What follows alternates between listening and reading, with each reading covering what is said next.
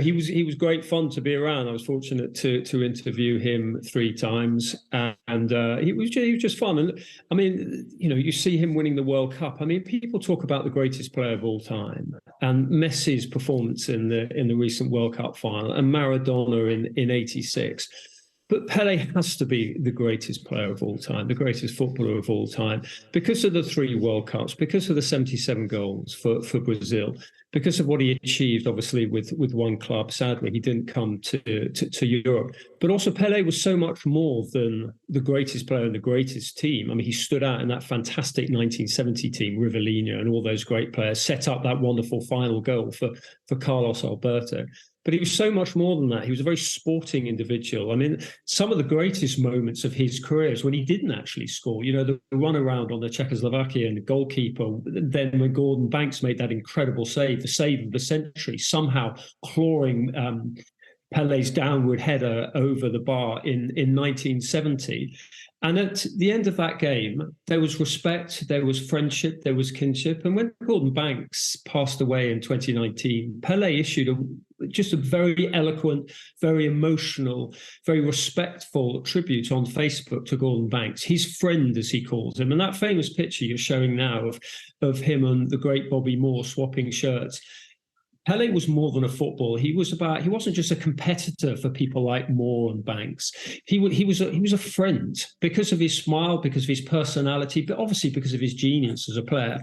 And maybe that's a quality that slightly slipped out of the game. And one of the reasons why people are mourning Pele so deeply was because he was a sporting individual. And wherever he went in the world, he was revered for his footballing achievements, but also what he did off the pitch.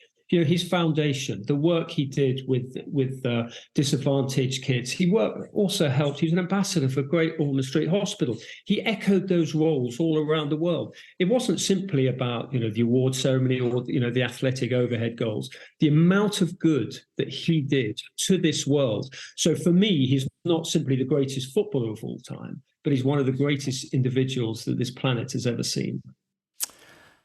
Quite an accolade there. And on the World Cups, Henry, you mentioned there that 1970 World Cup, those of us that were around that Brazilian team storming everything that came before them. In a way, it's almost inevitable and an accolade that 1970 defined as one of the greatest World Cups of all time, that he's passed away this year in also one of the greatest World Cups, different times, one of the greatest World Cups we've ever seen in footballing terms. Well, I think the 2 greatest World Cups of all times are 1970 and 1982. But that 1970 tournament that you mentioned, I mean, he was fantastic. And you think about the final when they dominated that Italian team. That was a fabulous Italian team. It wasn't just a bunch of journeymen who Brazil bulldozed. They were a really good team, full of stars. And he was the star in the galaxy of that game. But also what that showed in that game, what a team player he was. I mean, one of the greatest team goals of all times, Brazil's 4th, came when he just rolled the ball into Carlos Alberto's path. He knew where his teammate was storming up from right back was going to be. So it was that vision, it was that selflessness that defined Pele, as well as all the agility and the goals. We saw, some of your footage, the 1958 World Cup, juggling the ball over the defender and shooting. But also in that World Cup as well, as Welsh fans will tell you, when Jack Helsey, the Welsh goalkeeper, was on the floor, he made a save and Pele accidentally tripped over him. Pele turned around, apologised and helped him to his feet. That was what I will remember about Pele, the sportsmanship as well as the great sporting ability. And tell us about, you mentioned when we first started chatting, Henry, you were lucky enough to interview him 3 times. I mean, genuinely, what was he like in terms of his wit and intelligence as well? He was great fun. He could draw a crowd just as he could at Maracanã or wherever he played around the world, Azteca. He could draw a crowd. I mean, even he came over in 2012 for the London Olympics because he wanted to support Neymar, who's put out a very eloquent, poignant tribute to the great man tonight. And he was there because he wanted to see Brazil win the Olympics. They didn't manage it. But he turned up at an event at the V&A, the Victoria and Albert Museum. And there he was with Catherine Granger, the great British oarswoman, just the two of them walking past all these sort of works of art. And Pele was just fun, and he just drew a crowd. There were thousands of people there wanting to listen to them. And there was a Scot present who shouted over to Pele, have Scotland got a chance of qualifying for the World Cup in 2014? And Pele, ever the diplomat and ever the, human, just a lovely guy, said, of course, we can all dream. Keep fighting, keep playing, you can do it. And that was Pele. It was the warmth. He was an everyman, but also he was a sporting god. And in terms of sporting gods that transcended their sport and became global figures, how does he compare to another great sportsman of that era? How does he compare to Muhammad Ali?